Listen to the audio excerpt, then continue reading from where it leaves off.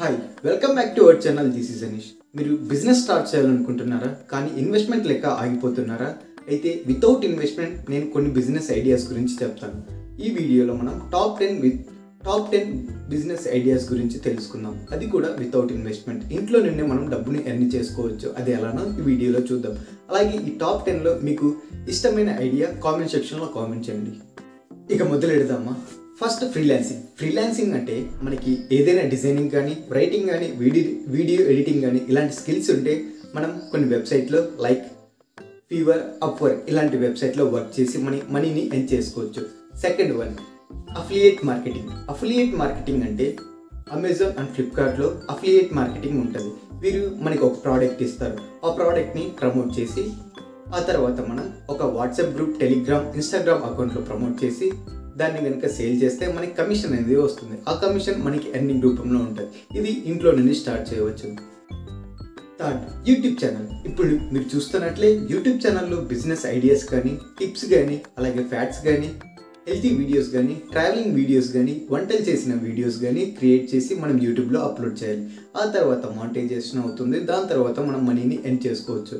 And fourth one, digital marketing అంటే SEO, search engine optimisation, అలాగే Facebook ads, అలాగే Google ads.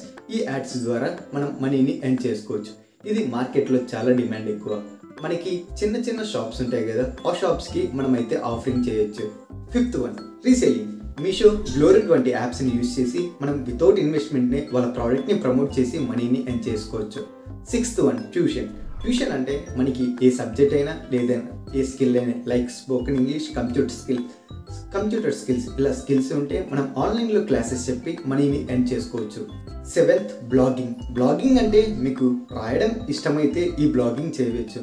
ఈ blogging రాయడం వల్ల గూగుల్లో కొన్ని యాడ్స్ అయితే మీకు డిస్ప్లే అవుతాయి. ఆ యాడ్స్ వల్ల మీరు మనీని ఎర్న్ చేయొచ్చు.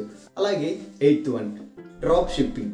మీ దగ్గర ఎలాంటి స్టాక్ లేకుండా కొన్ని ప్రోడక్ట్స్ని తెచ్చుకొని మళ్ళీ మీరు రీసేల్ చేయొచ్చు.